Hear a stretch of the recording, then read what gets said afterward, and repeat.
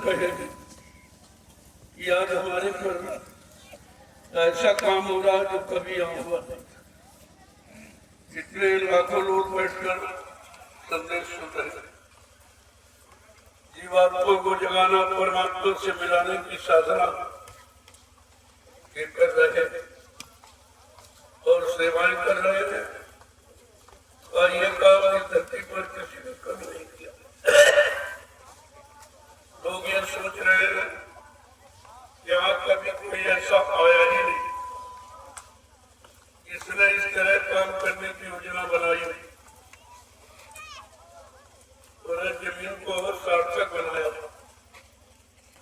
इस भूमि को उस काबिल बनाया जा रहा है क्योंकि ये तपो भूमि,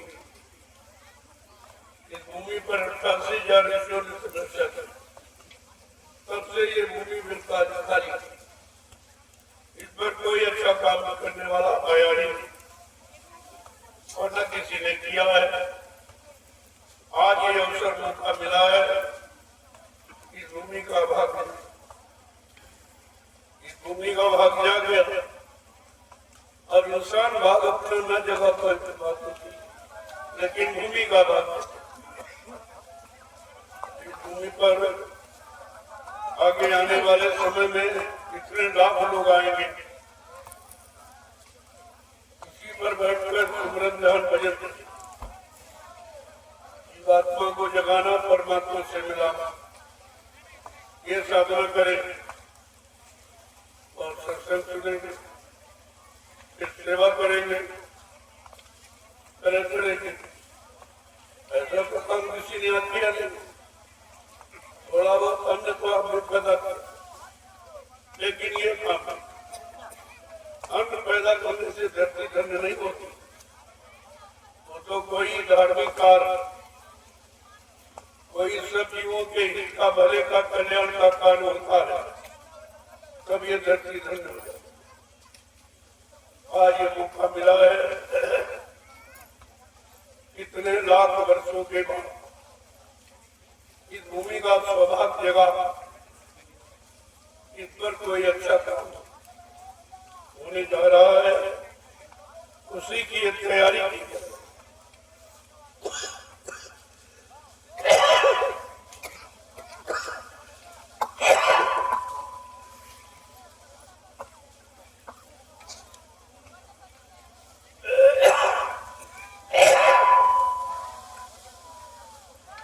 तैयारी तो लोग नहीं समझ पा रहे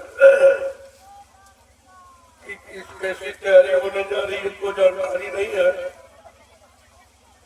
लेकिन धीरे धीरे समय आने पर आपको सब जानकारी। ये कोई खेती के माध्यम से नहीं, कोई व्यापारिक दृष्टिकोण से नहीं, ये परमार्थी दृष्टिकोण से एक अच्छे से अच्छे काम की स्थापना की। जब लोग आएंगे तो उनके लिए जगह चाहिए, बगैर जमीन के तो कोई काम हो नहीं सकता। अभी तो आप बहुत बड़े लोग हो, जब 100 लाख लोग यहाँ आ जाएंगे तो ये जमीन कब पर जाए। अभी तो कह रहे बहुत है, बहुत है, बहुत है, तब ये कम पड़ जाए। धीरे धीरे ऐसा समय आ जाएगा, लोगों के अंदर ऐसी धर्मी भावना बन जाएगी, वो अपनी जमीन को अपने आप धर्म खाते में लगा दे कि भाई मेरा भी लो, मेरा लग जाए, मेरा लग जाए, मेरा भला हो जाए, मेरा कल्याण हो जाए। हमने कभी अच्छा काम कर ही नहीं पाया, कभी समझ नहीं पाया, धीरे धीरे सब, लेकिन आज अभी नहीं। जब किसी कार्य की भूमिका बनती है बहुत थोड़े लोग समझ पाते, लेकिन धीरे धीरे जैसा उसका विस्तार होता है सब लोग समझ जाते। आज तो आप अभी कुछ नहीं देख रहे, लेकिन ये लोग देख रहे हैं कितने लोग ये रात्रि में ये परमार्थी संधान सेवा करता, दिन में कोई नहीं करता, रात में कोई,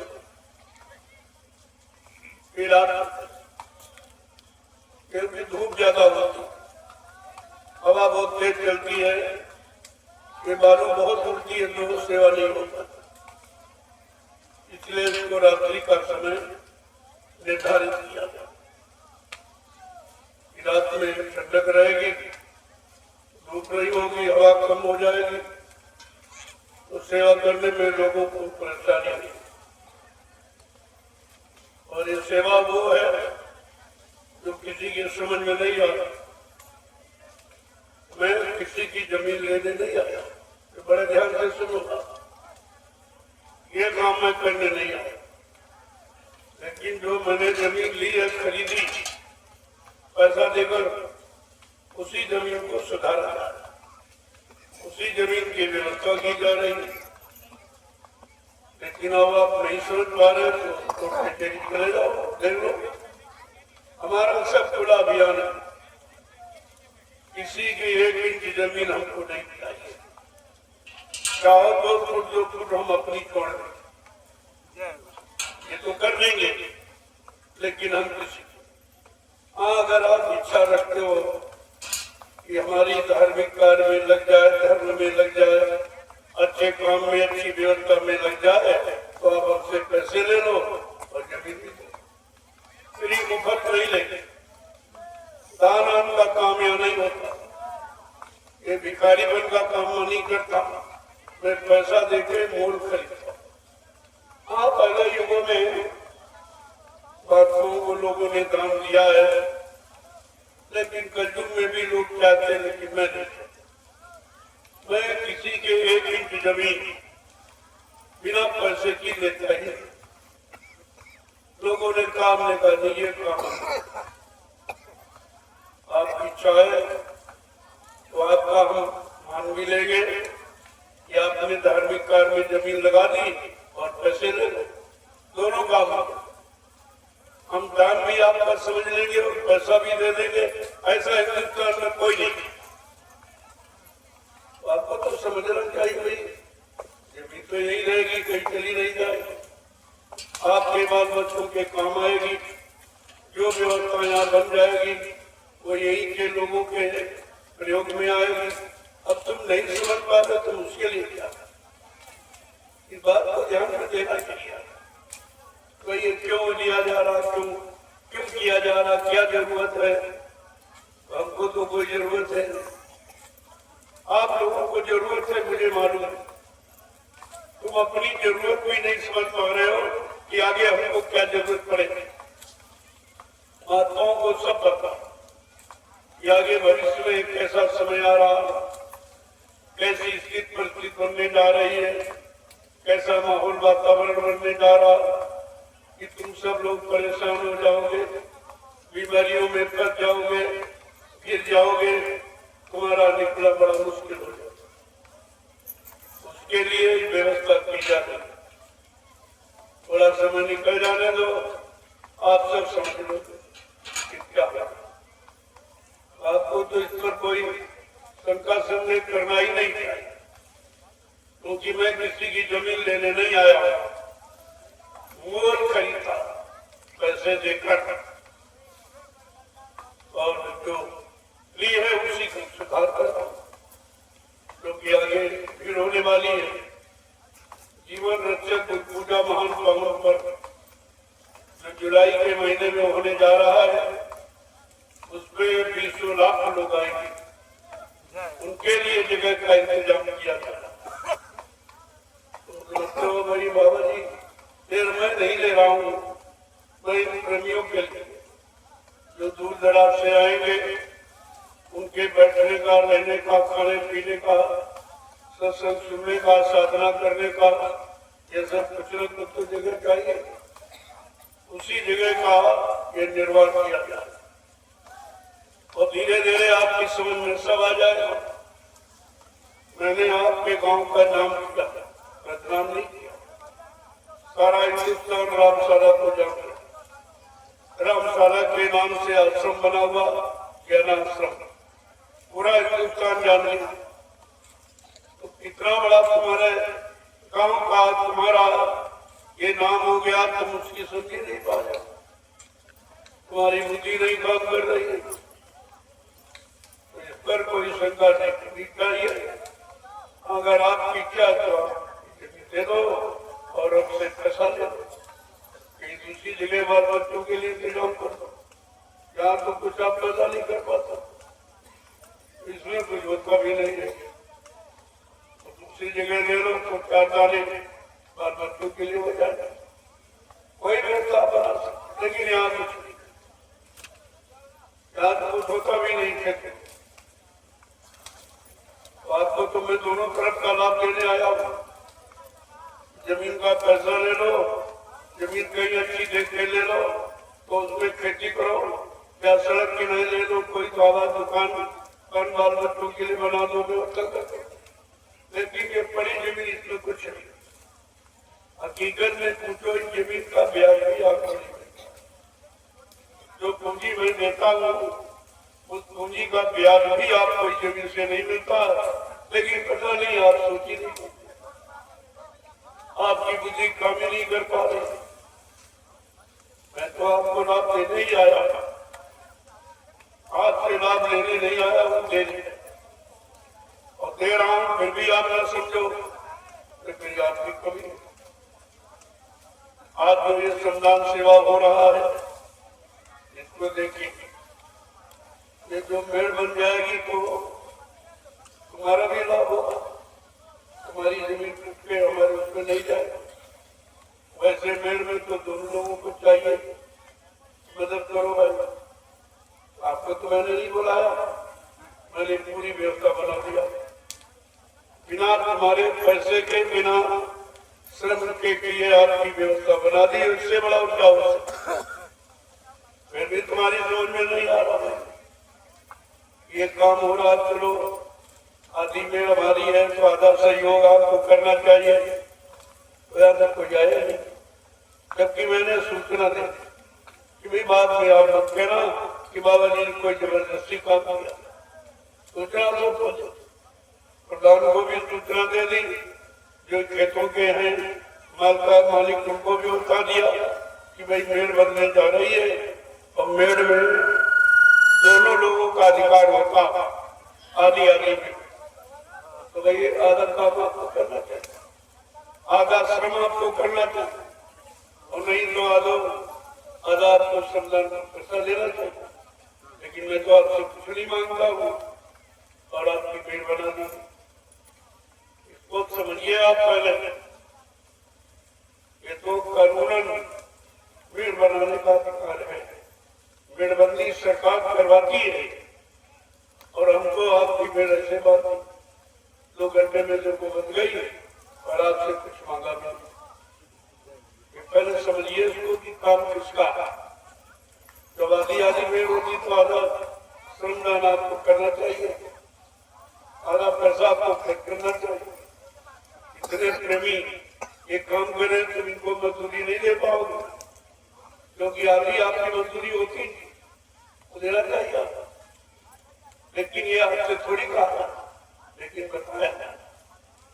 और ये सब बिना तुम्हारे किसी खर्चे के पेड़ बन देते हैं।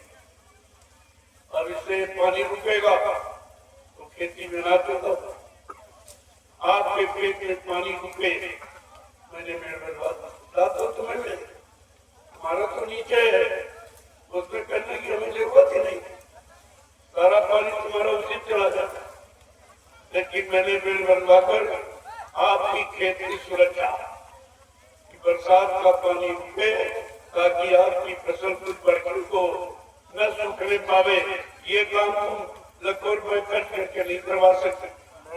2 घंटे में आपका हो गया, फिर भी आप नहीं समझ पा रहे तो हम उसके लिए क्या करें। मैं ऐसा कोई कार्य करता ही नहीं जिसमें किसी को कुछ कहना पड़े। हम खुद ही फैसला कर सकते। हमको आपसे कुछ नहीं चाहिए और तुम जो चाहो ले लो। अगर कोई लाभ लेना चाहते तो आप ले। और ये सब जानना कि हम यहाँ कुछ बिना पैसे के लेने नहीं आए। जमीन आप दे रहे हो तो ले रहा हूँ, जबरदस्ती भी नहीं करता। तो इच्छा से आप आते हो कि हमारी जमीन ले लीजिए, बेकार ये जंगल है, इसको कोई साफ भी नहीं करा। जब इतने दिनों में ये जीएस पड़ी हुई है, सरकार नहीं साफ करा पाई और मैंने साफ करके आपको दिखा दिया। पहले काम देखो, काम के अनुसार आपको समझना चाहिए ये कैसा काम है। जो सरकार करने में असमर्थ है वो काम आपको करके दिखाया। देख कर भी आप नहीं समझ पा रहे भाई ये क्या काम होगा। जय गुरुदेव, जय गुरुदेव, जय गुरुदेव, जय गुरुदेव नाम कृष्ण, जय गुरुदेव नाम कृष्ण,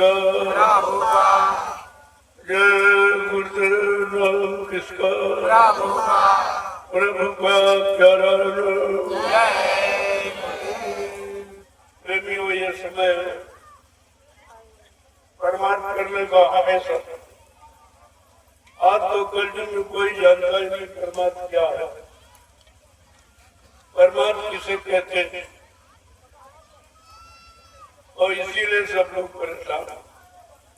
दूसरे का हित, दूसरे का भला, दूसरे का कल्याण, इसे परमार्थ कहते हैं।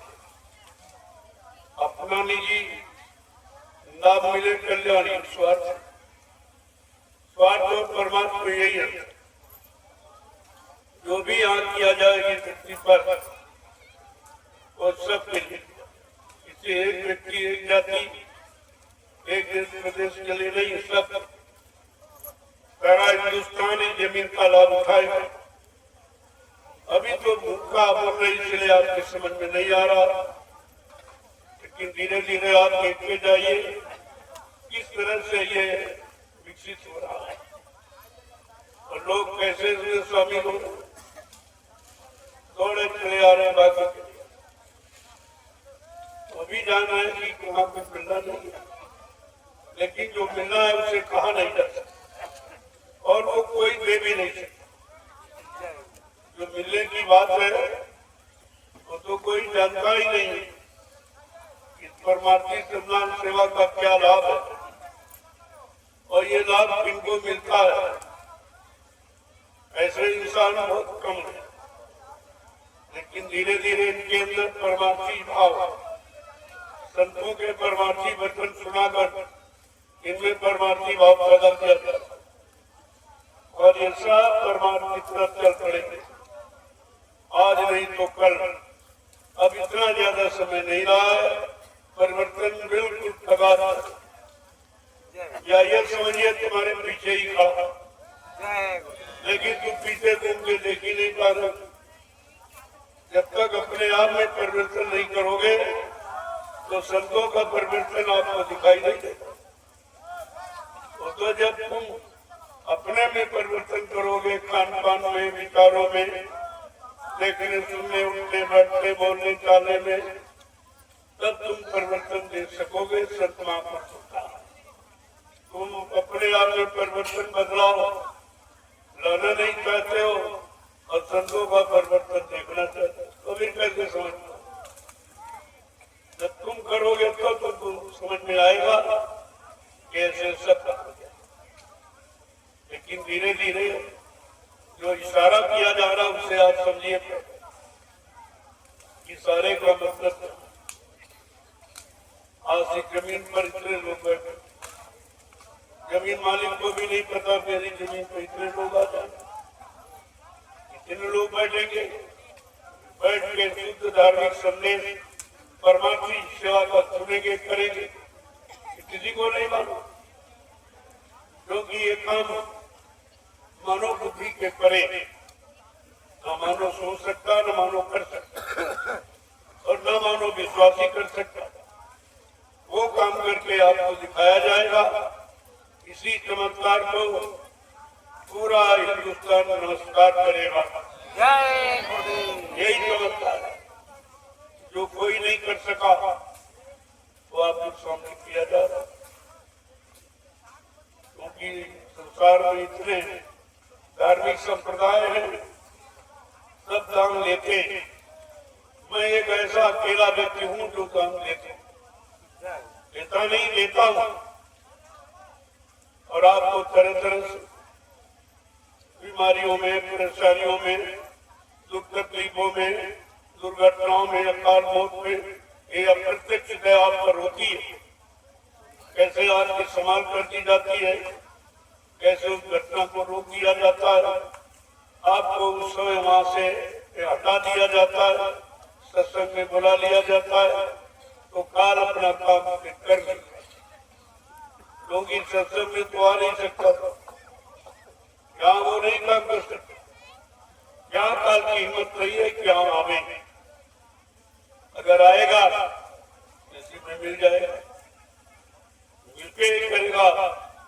अपनी मनमानी यहाँ सत्संग में लोगों को कितना बड़ा लाभ है कि 5 दिनों का सत्संग रखा गया। इन 5 दिनों में कितनों की दुर्घटना हो जाता और कितने चले जाते, भारी नुकसान हो जाता। आपका आर्थिक नुकसान है, कोई सामान का नुकसान है, तो आपको नुकसान है। ये बताने का अभियान है कि तुम्हें उस समय वहां से हटा दिया, जहाँ तुम्हारी दुर्घटना होनी है या तुम्हारा भारी नुकसान होना है, वहां से तुमको हटा लिया जाता है। कोई न कोई माध्यम निकाल कर, जैसे सत्संग का माध्यम बनाकर आपको हटा लिया गया। 5 दिन में पता नहीं क्या हो जाता, इतना भारी नुकसान आपको हो जाता। लेकिन ये जिनको खबर नहीं है, ये जरूर एहसास करता है भाई हमारा कोई नुकसान नहीं हुआ। आप यहाँ आए हो तो शारीरिक लाभ, जो ये श्रमदान सेवा कर रहे हो, कितना बड़ा शारीरिक लाभ, कितनी बीमारियां चली गई, कितनी परेशानियां खत्म हो, कितनी दुर्घटनाएं टल गई। छोटा मोटा लाभ नहीं है। जब धीरे धीरे सत्संगों में आते जाते रहोगे तो आपको सब एहसास होगा। इसलिए जब भी आओ तो कुछ न कुछ सेवा का भाव बना दो। कोई न कोई सेवा अपनी शारीरिक शक्ति के अनुसार तो सेवा का चुनाव कर लो, सेवा करो। यहाँ पर तो बहाना है ही, निकल ही नहीं सकता। अरे भाई बहुत छोटी सेवा, चलो जो लोग मिट्टी खोद रहे हैं और तुमने लिया उठवा दो, या उनको पानी पिला दो, या जहाँ वो डाल रहे वहाँ हाथ से बैठ के ले भी कर दो, ये तो कर ही सकते। यहाँ बहाना करने वाला नहीं। मेरे पास सबके लिए सेवा की पूरी भूमिका व्यवस्था करना चाहो तो धीरे धीरे आप देख रहे हो यहाँ सब लोग परेशानी हो गया। जब तक परेशान नहीं होगे तुम हमारे पास नहीं। हमारे पास जब भी आओगे जब बीमारी से परेशान, झगड़े से परेशान, कोर्ट कचहरी से परेशान, न्याय नहीं मिल रहा है, यानी तरह तरह के जो झगड़े झंझट है उनसे आप परेशान हो जाते हो, तब आप संतों के पास आते। मैं आज ही बात जब वो उधर बिल्कुल परेशान हो जाता, सब तरफ झांक के देख लेता, देवी देवता मंदिर, मस्जिद, गिरजाघर, गुरुद्वारा, गंगा जमुना, रामायण, गीता, पुराण, भावी सब जगह जब देख के हार जाता है तब इधर आता। और यहाँ काम सुना, यहाँ काम ये कल मिट्टी ढो, मैंने तो शंका करता इतना लाखों रुपए खर्च किया तो ठीक नहीं हुए, तमाम वैज्ञानिकों के पास ये ठीक नहीं हुए, ये कह रहे मिट्टी ढो। अरे भाई तुम एक बेटा तुम शंका करोगे तो नहीं, कभी नहीं। तो देने वाला किस बहाने से कैसे दे दे, तुम्हें विश्वास करके ले ले। अगर मिट्टी उठा के दे दी जाए तो वही तुम्हारे लिए दबा, तुमको उसी में लाभ मिल जाएगा। आप ये मिट्टी नहीं खोद रहे हो, मिट्टी नहीं डाल रहे हो, मिट्टी नहीं ढो रहे हो, क्योंकि एक दिन ये शरीर भी मिट्टी में मिल जाए। शरीर को मिट्टी में मिल जाने के पहले अगर इस मिट्टी से हमारा काम बन जाए तो इससे सरल कोई उपाय, इससे सरल कोई उपाय आपके लिए नहीं है कि दोबारा आपको फिर मृत्यु मंडल में आना ही नहीं। तुम्हारा तुमको शरीर मिट्टी वाला मिलाने वाला नहीं मिलेगा, ये पाप कर्म होने वाला शरीर नहीं मिलेगा, तो फिर नरकों में जाने की यानी मजबूरी नहीं पड़ेगी। एक बार अगर किसी तरह सह लो, बर्दाश्त कर लो, थोड़ा आदेश पालन कर लो, तो हमेशा के लिए झंझट कर दो, फिर आपको यहाँ आना जाना नहीं पड़ेगा। लेकिन अगर कोई कर्म कर्जा रह गया तो आपको आना पड़ेगा, फिर आना पड़ेगा, आपको कोई रोक नहीं पाएगा।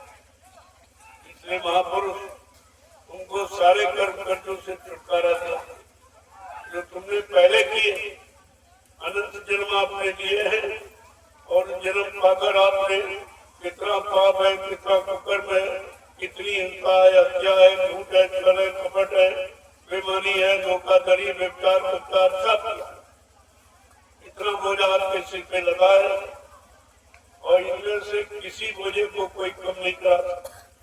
कोई ज्ञानी ध्यानी विज्ञानी वो कम नहीं करा सकता।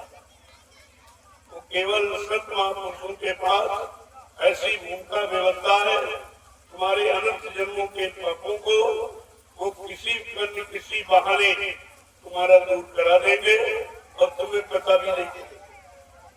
पता चल जाए तो आपको अहंकार आ जाए, ये अब तो हमारे माँ को फिर शुरू कर देंगे, फिर शुरू कर देंगे। इसलिए काम आपका किया जा रहा है, लेकिन जानकारी आपको नहीं, धीरे धीरे सबका काम जो यहाँ आए हैं, आने में कुछ कर्म आपके खड़े, कुछ यहाँ सेवा करने में, कुछ भजन करने में, कुछ आदेश पालन में, तमाम तरह आपने कोई न कोई तो आदेश तो माना ही, तो उसका तो लाभ आपको मिलेगा। लेकिन अगर पूरा आदेश मान लो तो एक ही जन्म में काम हो जाएगा, तो आप इधर उधर किया करते, मनमानी करने लगते, ये ठीक नहीं, ये ठीक नहीं, ये क्यों कह दिया, ये क्यों बता दिया, ये सेवा तो नहीं मतलब। अब तुम्हें क्या मालूम कि तुम्हारे पाप कर्म की सेवा से कटेगी, कैसे जाएंगे, मुझे तो पता नहीं है, और कठिन तुम्हारे बस का है। आजा जाओ जंगलों में तपस्या करो, तुम्हारे बस की बात, परिवार बच्चे छोड़ के चले जाओ, तुम्हारे बस की बात, खेती दुकान बंद कर, बिजली व्यापार मजदूरी बंद कर दो, ये तुम्हारे बस का नहीं है। तो इसलिए कहा चलो ये नहीं कर सकते हो तो 1, 2, 3, 4 दिन के लिए आ जाओ। अरे मिट्टी तो ढो सकते हो, मिट्टी ढोने का मतलब जो सिर पर आपने अनंत जन्मों के पाप कर्मों का बोझा लाद के आपने रखा है, उस बोझे को उतारने के लिए ये मिट्टी का टोकरा, ये थोड़ा सा बोझा रख करके उस भारी बोझे को उतार दिया जाता है। तो वो कितना बड़ा लाभ है। लेकिन बात आप समझते नहीं। जब काफिले में प्रेमी चल रहे थे तो लोग समझते थे कि हम तो की क्रांति हमें क्या लाभ मिलेगा, तो कहा गया नहीं, ये एक पैडल घुमाओगे तो 1 माला स्वीकार को, कितना बड़ा लाभ। काफिले में साइकिल यात्रा का कितना बड़ा लाभ। ये अगर पैडल तुम्हारा चक्कर लगाएगा तो 1 माला तुम्हारी शिफा। बताइए सिमरन का इतना सरल तरीका। सिमरन में तो मन भागता है, लेकिन पैडल घुमाने में मन नहीं भागता। ये उनका सोच है, ये उनकी सोच है। कलयुग के कमजोर करते जीवों के लिए ये सरल उपाय, सरल युक्ति है, ये आप कर सकते हो। लेकिन एकाएक कहने की हमसे भजन नहीं बोला, हम भजन नहीं कर सकते, तो कहा हमारे साथ गाड़ी चला सकते, आखिर में गाड़ी दौड़ा सकते हो, चलो तुम्हारा ये नहीं, गाड़ी खड़े लो, चलो चल पड़े। तो कहने का मतलब किस कर्म पर, किस श्रम पर महापुरुष खुश हो, तो तुम्हारे पर मेहरबान हो जाए और तुम्हारा काम कर दे। तो आपको यह नहीं सोचना चाहिए कि हम कुछ करते हैं। तुम जिस लायक हो वो तुम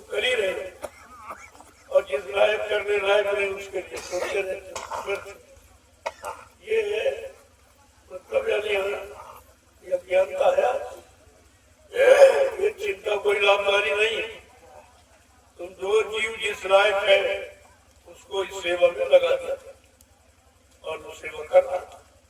अब तुम इधर उधर जागते करते हो कहते भाई मुझको वो सेवा कर रहा, वो थोड़ा दिन भर चला रहा, डलिया डोला, हमें तुम्हें पानी पिलाओ, कैसे उसका लाभ मिल जाएगा? तो वो तो लाभ देने वाले पर है, तुम्हारे सोचने से लाभ थोड़ी मिलेगा।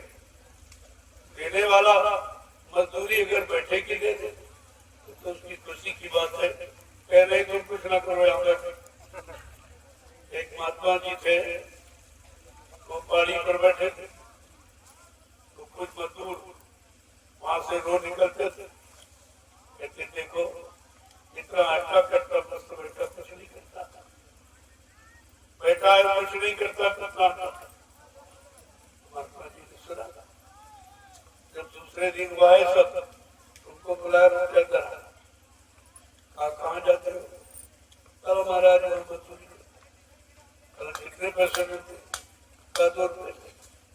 कल ऐसा करो वो हमसे लो, ठीक है कल आ जाओ। जब आ गए वो बैठे, थोड़ी देर बाद मेरे बताओ महाराज कल बैठो बताइए। दोपहर हो गई। अरे गाना भाई बताइए काम आप तो बताओ, तो कल बैठो। जब और टाइम हो गया, कल बताइए कल यही काम की बैठो, कल ही हमारे बस कर, हम बैठ नहीं सकते। तुम कहते थे कि दिन भर बैठा रहता कोई काम नहीं करता, कैसा बोलता? तुम बैठ सकते हो? ये बैठना भी तुम्हारे बस की बात है। अब यहाँ बैठो कितने पैसे बदल दो, मैं तो ऐसे बैठ जाता और 4-4 घंटे बैठता हूँ, 6-6 घंटे आपसे मिलता, 10 घंटे बैठता हूँ, तब तुम 10 रुपए निकाल कर देते। ये कितनी मेहनत का पैसा मेरी जमीन में लग रहा। ऐसे नहीं है, बहुत मेहनत रात दिन की जा रही है, तब ये काम आपको समझ,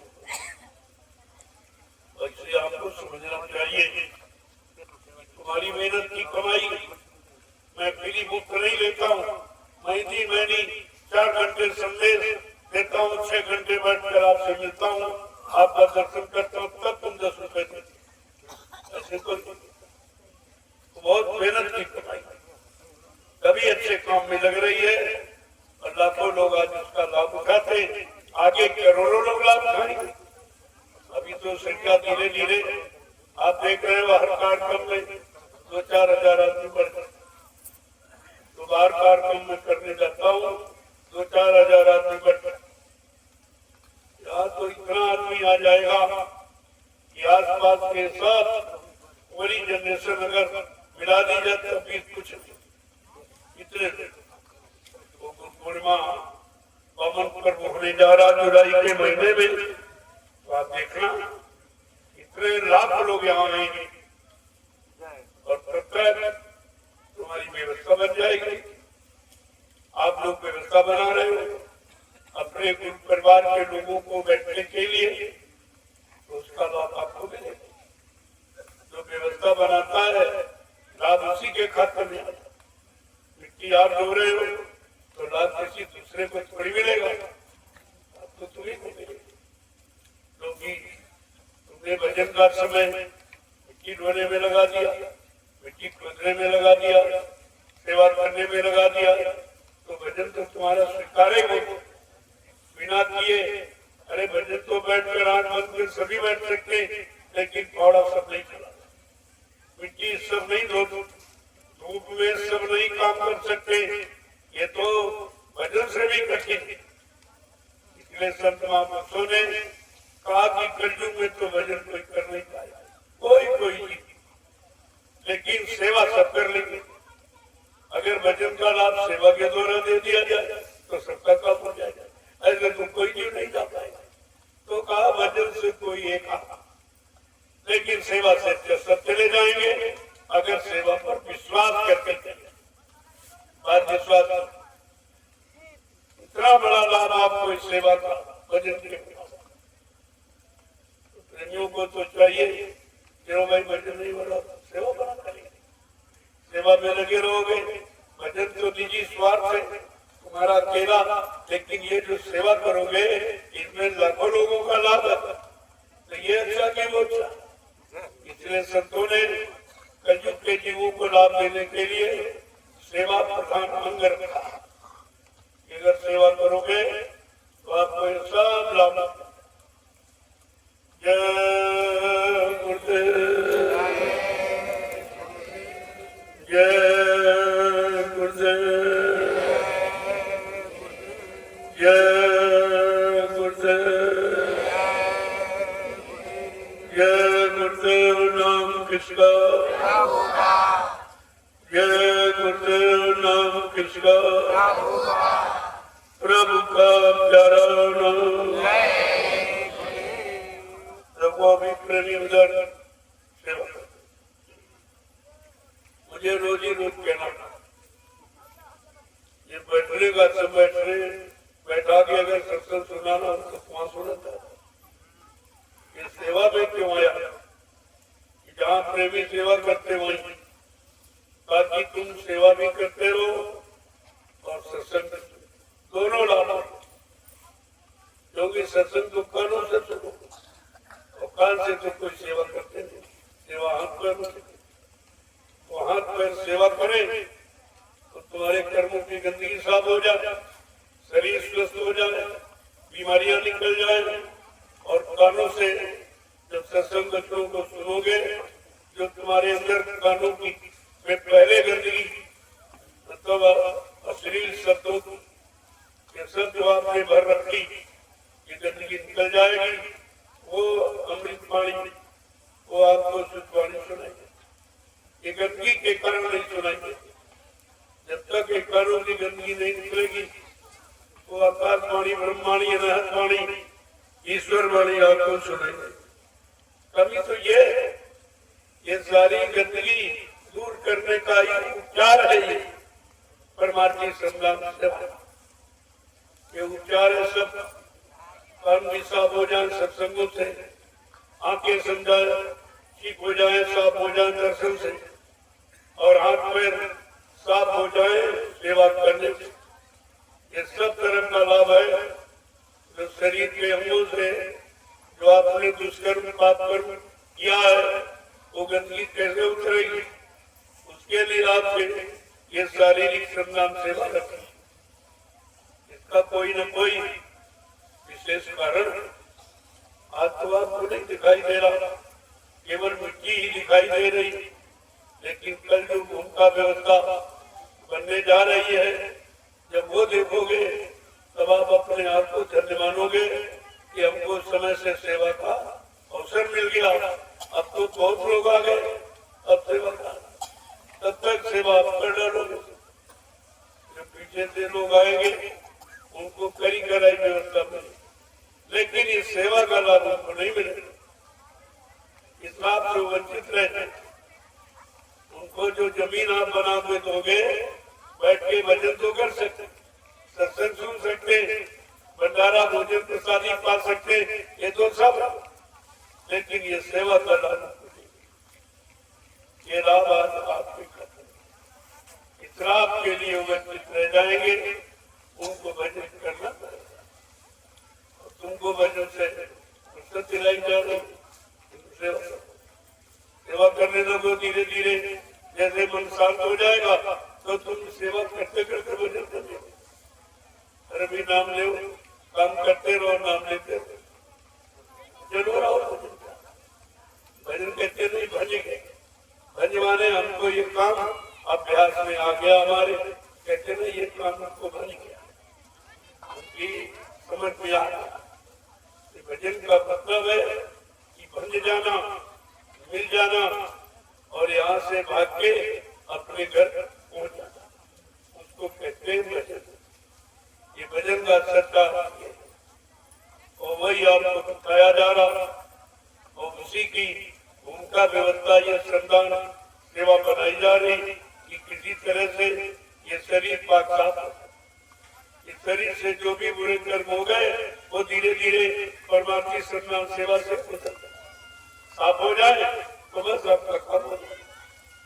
इसलिए सेवा, क्योंकि ये सेवा सरल है, सभी लोग और तो बहुत कठिन योग कलयुग में हो नहीं। इसलिए कलयुग के जीवों के लिए संतों ने मना किया। यही कलिकाल में साधन दूजा, मन क्रम वचन गुरु पद। आज इस कलयुग में कोई दूसरा साधन नहीं है, केवल गुरु के वचनों का पालन करना। कलयुग जोग यज्ञ नहीं जाना, एक आधार नाम गुण। तो स्वामी महाराज लिखते रामचरितमानस में, कलयुग में योग जब तक हवन यज्ञ पूजा पाठ नहीं है, क्योंकि कलयुग का युग गंदा, तन गंदा, मन गंदा, इंद्रियां गंदी, खान पान गंदा, देखना सुनना उठना बैठना, बोलना चलना सोचना समझना करना कराना सब गंदा। लिहाजा कोई भी पूजा से हो नहीं सकती है और गंदगी में कोई पूजा स्वीकार नहीं। इसलिए गोस्वामी जी महाराज ने रामचरितमानस में उत्तरकांड को लिखकर सब जीवों को उत्तर दे दिया कि तुम्हारा कर्म क्या है, कलयुग का सच्चा धर्म क्या है, कलयुग की सच्ची साधना क्या, वो सब उन्होंने लिख के बता दिया। कलयुग केवल नाम आधार, इसके अलावा कलयुग का जीव कुछ कर ही नहीं, केवल नाम। अब यही पर थोड़ा सा लोगों में भ्रम हो गया। समझाने बताने वालों ने उल्टा सीधा आपको समझा दिया। केवल माने होता अकेला, सभी लोगों को केवल माने अकेला। कलयुग में जब अकेला नाम आए, क्योंकि अन्य युगों में सहायक शक्तियों के साथ लोग ब्रह्मा सावित्री के साथ आए, विष्णु लक्ष्मी के साथ आए, शंकर पार्वती के साथ आए, राम सीता के साथ आए, कृष्ण राधा के साथ और देवता देवियों के। लेकिन गोस्वामी जी महाराज लिखते कलयुग केवल नाम आधार। जब कलयुग में केवल माने अकेला नाम आएगा, वो कलयुग के जीवों का आधार होगा और उसका सुमिरन करके जीव भवसागर से पार हो जाएगा। कितना सरल दे दिया और इसका कभी कई लोगों ने सुन कोई नहीं करता। ये संतों की रचना है, कोई संत ही बताएगा, दूसरा कोई ज्ञानी ज्ञानी विज्ञानी संतों के वचनों को नहीं परिभाषित करता, उन्हें उसका अर्थ जानता। सुमिर सुमिर जब उसका सुमिरन करेगा और भवसागर से पार हो जाएगा। कितना सरल। तो जय गुरुदेव केवल अकेला ना, आगे जय पीछे लगा दिया, लेकिन बीच में गुरु बैठा। जय गुरुदेव, ये तो शिष्टाचार है, सम्मान है। जय राम जय कृष्ण जय हनुमान सबके आगे लगाते हैं। और देव माने जो शत्रु थे और तुमसे कुछ मिले उसको कहते देवता। ऐसा कौन सा देवता? क्या किसी ने आपको आज तक बताया? ऐसा कौन सा देवता है जो तुमसे कुछ न ले और बदले में सब कुछ? तो जरा समझ लो, पहला है धरती देवता जिस पर बैठे, ये आपसे कुछ नहीं देंगे। कोई किराए कोई पैसा बैठा, लेकिन जो लोग कब्जा करें वो तो किराए देते, लेकिन धरती मां किसी से किराए। दूसरा है सूर्य देवता, सूरज दिन भर प्रकाश देता, कोई पैसा। तीसरा है चंद्र देवता, चंद्रमा पूरी रात प्रकाश देता, ठंडक देता। और सबसे आवश्यक जो जीवन शक्ति आपकी है वो देता, वो भी आपको प्रदान। ऑक्सीजन, ऑक्सीजन भरपूर चंद्र पूरी रात ऑक्सीजन प्रदान करता है सारे जीवों को, और एक पैसा नहीं। चौथा है वायु देवता, कैसी हवा देवती तेज, कोई पैसा नहीं। यहाँ अगर हवा का प्रयोग करो तो सरकार पैसा दे देगी, कूलर है, पंखा, एसी है, सब अगर पैसा दे देगी। लेकिन देखिए ये देवता है, ये पैसे लेते नहीं, देते हैं। देने वाले को देवता कहते हैं और लेने वाले को लेवता कहते हैं। तुम्हारे यहाँ सब देवता है, देवता और पांचवा है जल देवता। दूसरा दरबारी सोती सारी दिक्कत को हरा भरा कर देते, सारी धरती को एकदम हरा भरा बना देती, लेकिन एक नया पैसा नहीं, बरसात से पैसा नहीं। लेकिन अगर पानी की कोई निजी व्यवस्था बना ले तो बगैर पैसे करेंगे। ये देख लीजिए आप, ये देवता कहते कि आज तक आपको बताया और ये सब लेने वाले सब देवता कोई देते, और आज तक तुमने समझ नहीं पाया कि देवता किसे कहते हैं। देवता संतों ने ये सारा पाखंड खत्म और हकीकत और सतरा जो वास्तविकता है उसको सामने कौन करे, ये सब आपके सामने होना चाहिए। और जब तक ये नहीं होगा या लोग इसको नहीं मानेंगे तब तक इनको वास्तविक लाभ नहीं मिलेगा। तो उस लाभ से हम आप सब वंचित और कराया पूजा, इनकी पूजा उनकी पूजा, इनका ध्यान उनका ध्यान, लेकिन मिला पाया कुछ कोई बताते आज तक जिसकी आपने पूजा की वो देवी है, देवता है, भगवान पूजा पर मिला नहीं मिला, क्योंकि वो पूजा है जड़ माने मुर्दा का, मुर्दा की पूजा करने से क्या मुर्दा को देते, ये मुर्दा पूजा है, ये पत्थर है, कागज है, कैलेंडर है, ये तीरथ है, मुहूर्त है, पानी है, ये सब जड़ पूजा। इसी पूजा में आप लगे रहो, अभी तो कुछ नहीं, जिसकी पूजा की वही नहीं मिला तो देता कौन आता, और बदले में कुछ नहीं मिला फिर भी बेचारे छोड़ नहीं पाया। इतने ज्यादा फंस गए हैं कि नुकसान हो रहा, खर्चा हो रहा, बदले में कुछ नहीं मिल रहा और फिर भी नहीं छोड़ पाए। इसको कहते असार। इतना वो कर चुके हैं कि उनका निकलना बड़ा मुश्किल। गोस्वामी जी महाराज बार बार रामचरितमानस के माध्यम से बताते कि जड़ चेतन ग्रंथि पड़ गई, यद्यप प्रकाश छूटत कठिनाई, काज जड़ और चेतन की ये गांठ लगा दी काल माया ने मिलकर। कला यद्यप झूठ है लेकिन जीव के बस की बात नहीं है कि इसका खोल दे। अब उसको खोलने के लिए कोई जानकार चाहिए, जिसने अपनी जड़ चेतन की गांठ खोल चुका हो भी जाएगा तो आपकी भी खोल देगा। लेकिन जब खोलने का प्रयास करोगे जो जिसने लगाई उसको दर्द, काल माया को दर्द होगा कि अगर गांठ खुल गई तो हमारे हाथ से निकल जाएगा, तो जल्दी वो गांठ खुलने में छोरन ग्रंथि जानी खगड़ाया और बिगड़ अनेक करे कमाया। आज जड़ चेतन की गांठ अगर खुलने की युक्ति आपको मिल गई और खोलने लगोगे तो काल माया प्रपंच अटले बाधाएं डालेगा। तो गोस्वामी महाराज ये भी लिखते जब तक जड़ चेतन की गांठ खुलने वाला कोई आपको नहीं मिलेगा और आप पर दया करके जड़ चेतन की गांठ खोलकर मुक्त नहीं करेगा तब तक जीव का कल्याण नहीं होता। छोरन ग्रंथि पाए जो कोई सब या जीव का कारण।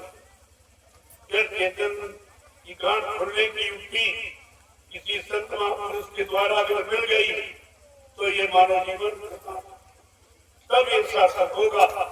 इसके देखा भाई सब तुम्हारे घर ही में, लेकिन कोई बताने वाला कोई समझाने वाला होना चाहिए।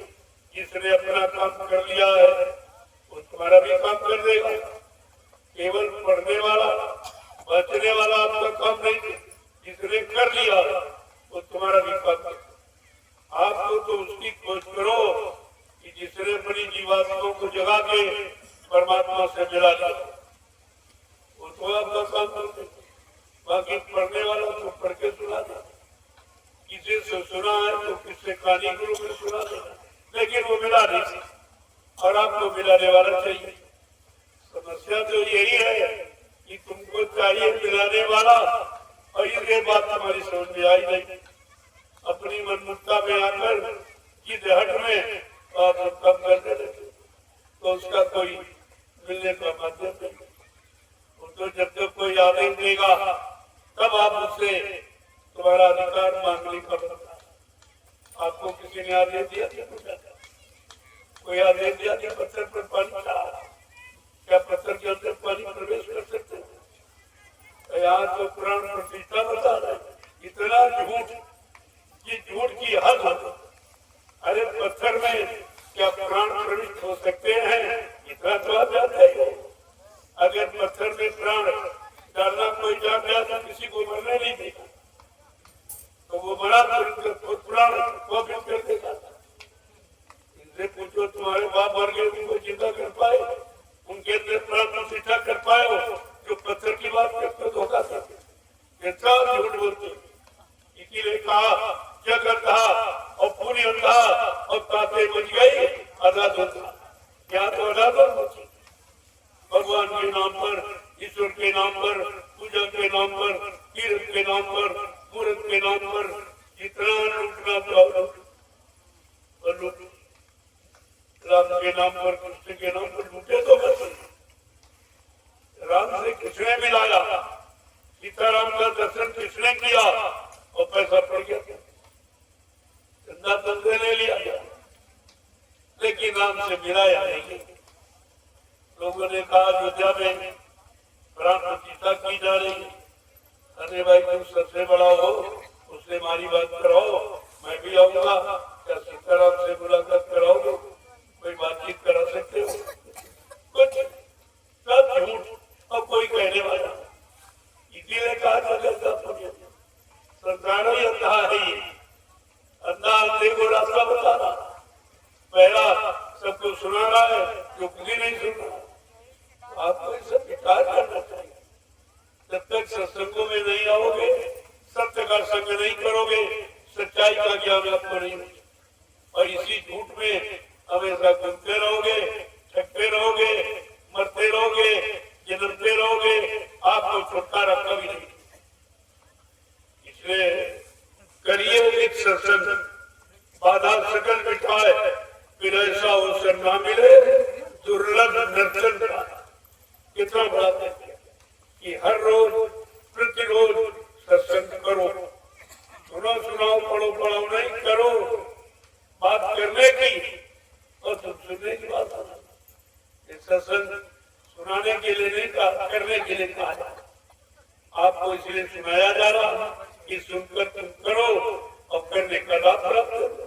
और तुम क्या करते हो? यहाँ से सुन के जाते हो, उधर भाषण हो नहीं करते, किया कुछ नहीं, वहाँ भाषण देने लगते। यही तुम्हारी अज्ञानता है। इस अज्ञानता के कारण तुम दूसरों का बोझा लाते घूम रहे हो। अरे तुमने अभी सुना नहीं है, तुमने अभी किया नहीं है, करने का लाभ तुम्हारे पास है नहीं, तो दूसरों को क्या बता रहे हो? इसलिए पहले कर लो और गुरु की आज्ञा हो जाए तो दूसरों को बता देना। नहीं तो करो और मिलता ले आगे बढ़ते रहो, और मिले फिर आगे बढ़ो, और दिखाई दे और आगे बढ़ो। ऐसे धीरे धीरे धीरे अपने घर चले जाओ। यहाँ बताने की जरूरत हो जाती है। लेकिन जिनको आदेश होता है कि नहीं भाई अपने तक सीमित मत रहना, अपना कल्याण करो और दूसरों को, वो आदेश पालन करते हैं, वो गुरु नहीं बनते।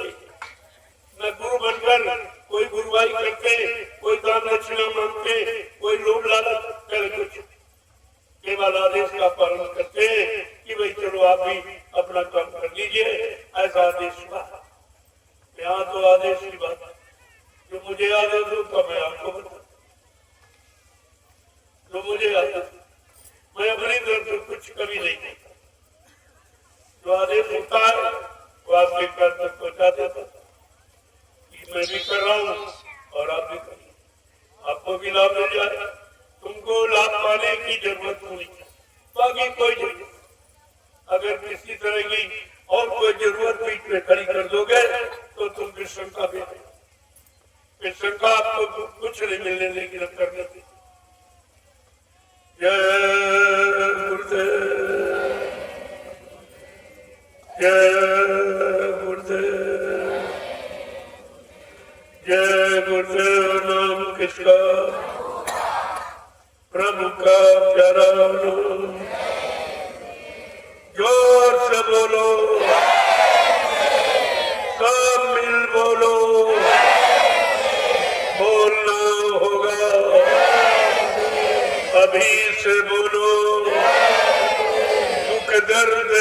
रहेंगे, सब कष्ट मिटेंगे, सुख शांति भी देंगे, सबके दाता,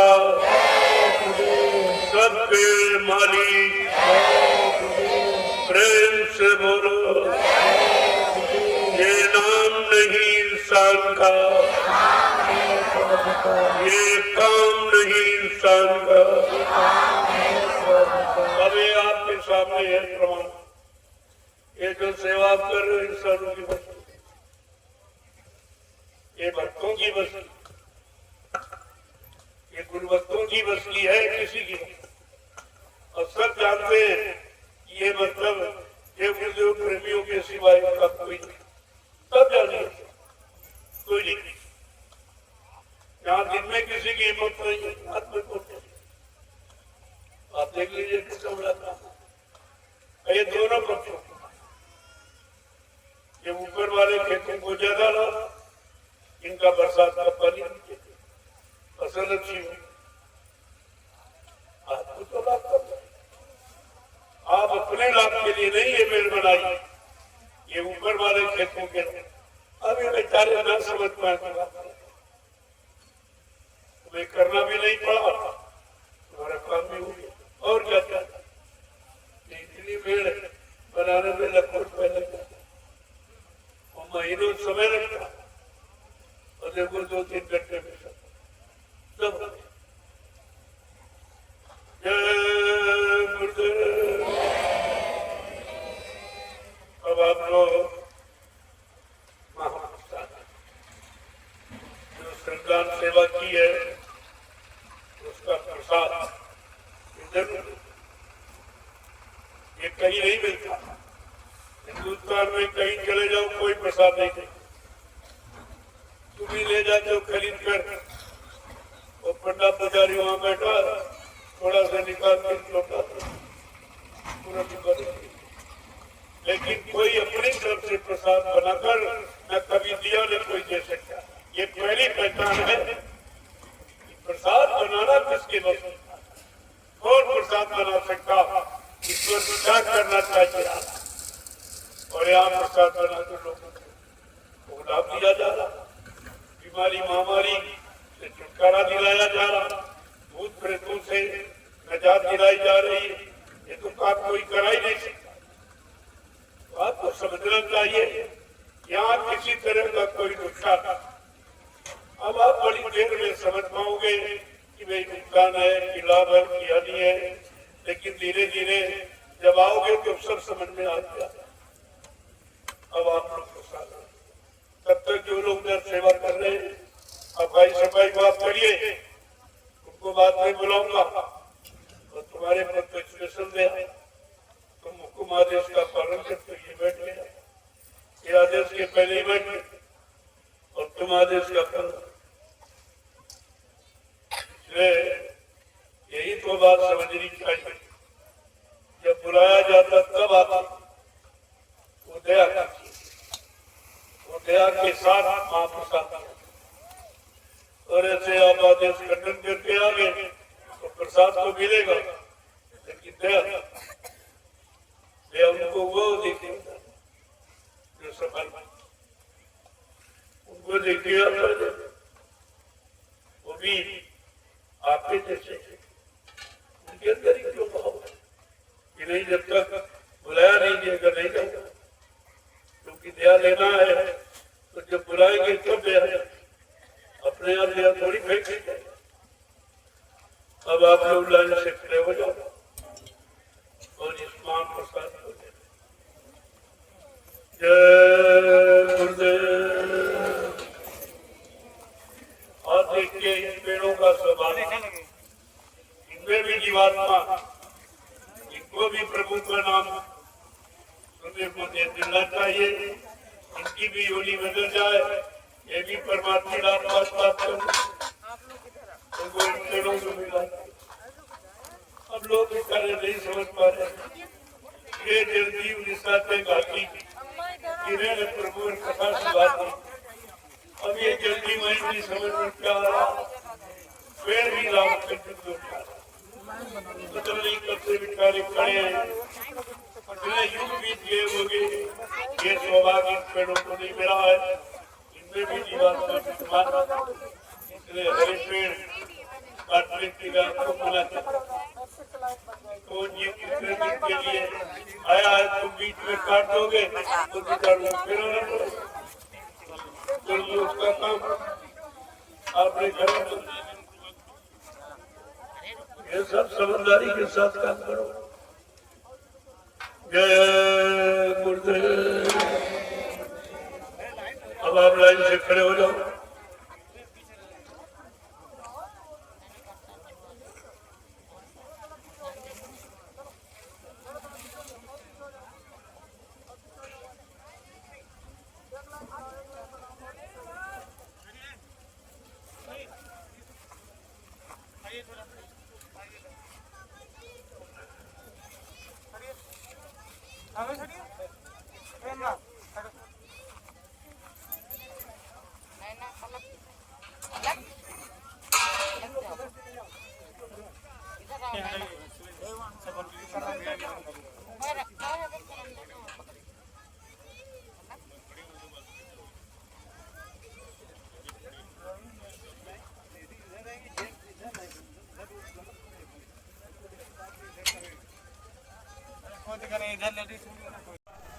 प्रश्नों से निजात दिलाई जा रही है, ये तो काम कोई करा ही नहीं।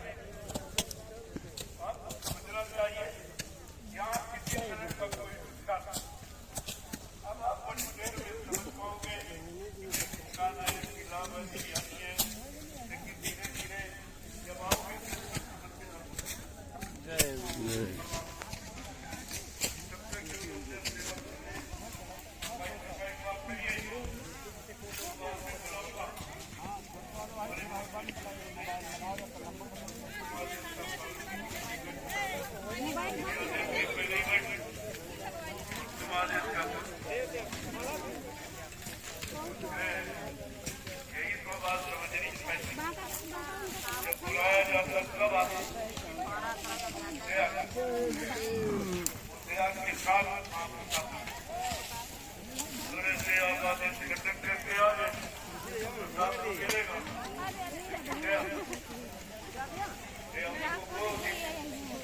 भाई कहाँ जा रहे हो? आप अब पूछिए परिवार है यार।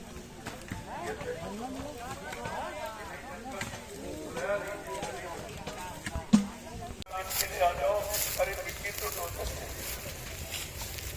ढोने का मतलब जो सिर पर आपने अनंत जन्मों के पाप कर्मों का बोझा लाद के आपने रखा है, उस बोझे को उतारने के लिए सुमरन का इतना सरल तरीका, सुमरन में तो बहुत बांटता है लेकिन पैदल तुम्हारे में बन नहीं पाता। ये उनकी सोच है, जिसके गंदे जीवों के लिए ये सरल उपाय, सरल युक्ति है, ये आप कर सकते हो, लेकिन शिकायत करने की उसमें बचत नहीं कर सकते, हम बचत नहीं कर सकते। तो हमारे साथ काम करा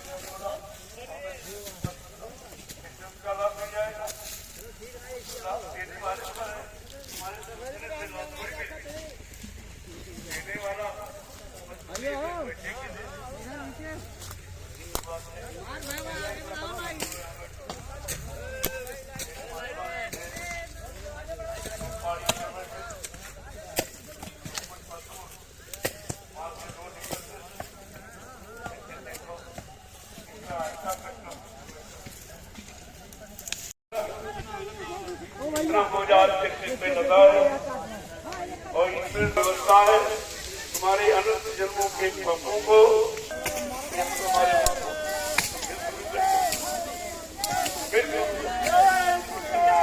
काम आपका किया जा रहा है, लेकिन जानकारी आपको धीरे धीरे सबका काम